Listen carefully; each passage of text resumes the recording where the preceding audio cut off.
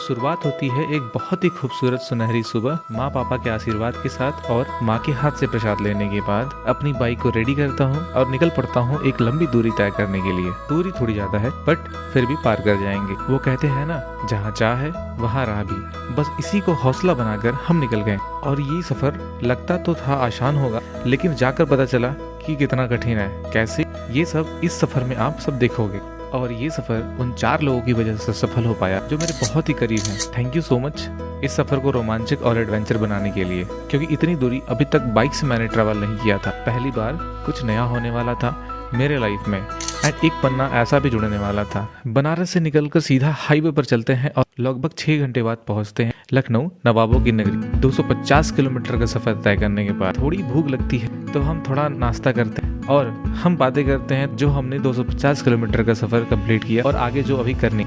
और फिर अब आगे निकल पड़े नए रास्ते पर लखनऊ टू आगरा एक्सप्रेसवे पर, जो कि काफी ज्यादा दूर था, अराउंड 300 किलोमीटर। और चलने से पहले हमने ये बोर्ड देखा तो लगा यह 300 किलोमीटर भी पार कर लेंगे, बिकॉज अभी हमने 250 किलोमीटर कंप्लीट किया। पर इस हाईवे पर आगे बढ़ने के बाद ऐसा लगा कि ये रास्ता कंप्लीट क्यों नहीं हो रहा, और इस हाईवे पर रुकने की कोई जगह नहीं थी। और सच बात ये है, अगर आपको प्यास लगती है तो पानी भी कहीं नहीं मिलेगा, इसलिए हमने पहले ही पानी और पेट्रोल दोनों ले लिया था।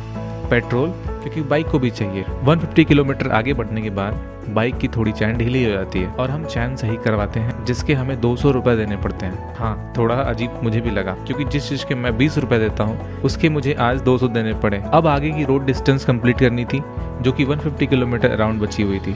कुछ पल के लिए लग रहा था रोड क्यों नहीं कंप्लीट हो रहा, और साथ में तेज धूप और गर्मी का भी सामना करना पड़ रहा था, जो कि बहुत ही डिफिकल्ट था इस सफर में मेरे साथ। लेकिन ये सफर किसी भी तरह मुझे पूरा करना था। धीरे धीरे शाम होने लगी और अभी इस रोड पर हम चले ही जा रहे थे, मानो ये रास्ता खत्म ही ना हो रहा हो। जैसे तैसे हमने इस रोड को कंप्लीट किया और फाइनली हम लोग पहुंच गए नोएडा। क्योंकि ये पूरे सफर में मुझे 3 दोस्तों से कनेक्ट करने वाला था, जो कि इस सफर में मेरे साथ आगे चलने वाले थे। रात काफी ज्यादा हो चुकी थी और बहुत ही थकान मैं फील कर रहा था, तो वहीं होटल लेकर हम लोग आराम करते हैं, क्योंकि हमने आज 800 किलोमीटर का डिस्टेंस कंप्लीट किया within 14 hour continue ride करके। अगली सुनहरी सुबह होती है और एक नई उमंग के साथ आज हम निकलने वाले होते हैं देवभूमि उत्तराखंड की तरफ। सबसे पहले हम अपनी पेट पूजा करते हैं, जो कि बहुत जरूरी है, क्योंकि रास्ता काफी लंबा होने वाला था। खाना कंप्लीट करने के बाद जैसे आगे बढ़ने वाले होते हैं कि बाइक स्टार्ट ही नहीं होती, फिर हम नजदीकी गैराज में ले चलते हैं और उनको बताते हैं कि ये बहुत दूर से चल के आ रही है। उन्होंने थोड़ी देर में ही पूरी बाइक खोल डाली और मैं थोड़ा सा नर्वस हो जाता हूँ, क्योंकि इसके अलावा मेरे पास कोई और दूसरी बाइक नहीं थी और ये सफर को मुझे किसी भी हाल में पूरा करना था। जैसे तैसे बाइक फिर से चलने के लिए तैयार कर देते हैं, तब जाकर कुछ पॉजिटिव फील होता है, क्योंकि ये सफर किसी भी तरह मुझे पूरा करना था। फिर हम उन दोस्तों को कनेक्ट करते हैं और एक परफेक्ट प्लान करते हैं और निकल पड़ते हैं एक खूबसूरत सफर पर, जो कि बहुत दूर था। थोड़े डिस्टेंस कंप्लीट करने के बाद हमें भूख लगती है और हम रुकते हैं एक ढाबे पर खाना खाने के लिए, क्योंकि कल खाने को मिलेगा या नहीं ये मालूम नहीं था। तो इसे कंप्लीट करने के बाद हम पहुंचते हैं हरिद्वार, जो कि 230 किलोमीटर दूर था और ये उत्तराखंड की बहुत ही खूबसूरत सिटी में से भी एक है। इसके बाद हम आगे बढ़ते हैं और अब कठिनाइयों से भरे रास्तों का सामना करने का वक्त आ गया था, क्योंकि हम पहाड़ों के घुमावदार रास्तों के बीच से होकर जाने वाले थे, जो कि ये सिंगल रोड थी और आज तक मैं कभी इस रास्तों को पार नहीं किया था। थोड़ा एक्साइटमेंट भी था और थोड़ा घबराया भी। घर से जो होप बनाकर चला था तो इसे भी पार करना ही था। अब और आगे बढ़ते ही हैं, तब तक आकाश को झपकी भी आना शुरू हो जाती है, जो कि मेरे पीछे बैठा हुआ होता है और मैं उसे जगाता हूँ कि रास्ता भी दूर है और यहाँ कोई सोने की जगह नहीं है। इसके बाद मुझे भी झपकी आना शुरू हो जाती है, क्योंकि रात काफी हो चुकी होती है और साथ में हमें थोड़ी सी थकान भी होती है। तो मैं वहीं रुककर पहाड़ों से गिरते हुए ठंडे पानी से अपने आंख धुलता हूँ और आगे बढ़ता हूँ।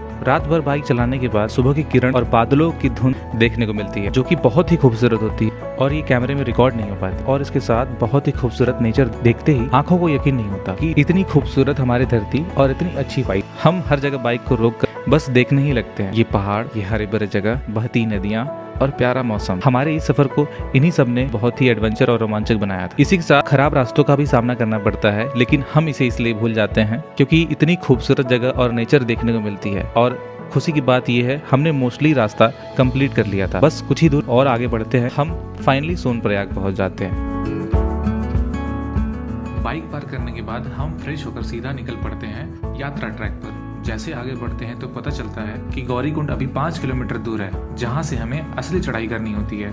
और अब 50 रुपए देकर गाड़ी में बैठकर आगे बढ़ते हैं गौरीकुंड की तरफ और यहाँ पहुंचकर पैदल यात्रा शुरू करते हैं। क्योंकि पिछली रात से हम लोग सोए नहीं थे और थकान भी बहुत ज्यादा लग रही थी, लेकिन उम्मीद और जुनून ऐसी थी कि हम बस आगे बढ़ते ही चले जा रहे थे। जैसे जैसे हम आगे बढ़ते जाते हैं वैसे वैसे हमें खूबसूरत नेचर देखने को मिलती है जो कि बहुत खूबसूरत होती है। इसके साथ साथ लोगों की भीड़ भी हमारे साथ चल रहे होते हैं और सबकी जुबान पर जय श्री केदारनाथ और हर हर महादेव होता है। जैसे ही थोड़ा आगे बढ़ते हैं कुछ दूर बाद हमारे दोस्त आगे पीछे हो जाते हैं और मैं अकेला रह जाता हूँ और अकेला ही आगे बढ़ने लगता हूँ। हाँ, थोड़ा डर भी लगता है क्योंकि यह मेरा पहली बार था और आगे मौसम खराब और बारिश के संकेत भी मिल रहे थे। इस ट्रैक पर हमें खड़ी चढ़ाई और ढलान भी फेस करना पड़ रहा था और ट्रैक पर फिसलन भी बहुत थी और पानी से मेरे शूज पूरे भीग चुके थे। इससे मुझे थोड़ी थोड़ी ठंड भी लगने लगती है। कुछ किलोमीटर और आगे बढ़ने पर मुझे घने बादल दिखाई देते हैं। हालांकि ये बारिश के संकेत ही नजर आ रहे थे। तभी मैंने रेनकोट पहना और हल्की हल्की बारिश शुरू भी हो गई थी और बारिश से पूरा यात्रा ट्रैक फिसलन भरा हो चुका था और इस ट्रैक पर मैं अकेला ही चल रहा था और थोड़ा थकान भी फील कर रहा था। अब कुछ देर बाद अंधेरा होने लगता है और बारिश भी तेज होने लगती है और साथ में बिजली भी कड़क रही होती है और थोड़ा डर भी लग रहा था, लेकिन हिम्मत जुटाते हुए मैं आगे बढ़ता ही जा रहा था। अब अंधेरा बहुत ही ज्यादा हो गया जिसकी वजह से रास्ता सही से दिख नहीं रहा था, तो मैं वहीं पास की एक छोटी सी शॉप पे बैठता हूँ और थोड़ा रेस्ट करता हूँ। फिर मुझे कुछ लोग मिलते हैं जो कि वो भी आगे जाने वाले होते हैं और खास बात ये है बातों बातों में ही वो मेरे दोस्त बन गए। और एक अच्छी बात ये भी है, अब मैं अकेला ट्रैक पर नहीं था, अब मेरे साथ दोस्त थे जो कि अभी नए नए बने थे। अब इनके साथ मैं आगे बढ़ता हूँ। बारिश काफी ज्यादा हो रही थी और अब मैं पूरी तरह भीग चुका था। रेनकोट ने भी साथ देना बंद कर दिया था और अब बहुत ज्यादा ठंड लग रही थी और आकाश जो कि पीछे रह गया था उसका वेट करता हूँ और वहीं बगल टेंट वाले से बात करता हूँ और रेस्ट करने की सोचता हूँ क्योंकि अब बहुत ही ज्यादा मैं थक चुका था और आगे बढ़ने की हिम्मत खो चुका था। सुबह होते ही आँख खुलती है और मैं टेंट से बाहर आता हूँ और एक खूबसूरत नेचर को देखता हूँ और अपने आप को यकीन दिलाता हूँ कि ये खूबसूरत धरती हमारी है। थोड़ा आगे चलते हैं तो मुलाकात होती है जिन्होंने हमें रात में रुकने की जगह दी, यानी टेंट में रुकने की। मैं इनको थैंक यू बोलता हूँ और उन्होंने बताया कि आपने आधे से अधिक रास्ता को पार कर लिया है और ये जानकर मैं बहुत खुश होता हूँ। अब हम यात्रा ट्रैक पर आगे बढ़ते हैं और तो मेरे दोस्त जो कल बिछड़ गए थे वो वापस से मिल गए और उन्होंने श्री केदारनाथ के दर्शन भी कर लिए थे और वो अपनी सारी कठिनाइयों को हमें बताते हैं जो उन्होंने फेस किया। अब हम उन्हें सी ऑफ करते हैं और आगे बढ़ते हैं और जैसे जैसे हम आगे बढ़ते हैं वैसे वैसे खूबसूरत नज़ारे देखने को मिलते हैं और वहीं ठहर कर हम उसे देखने लगते हैं।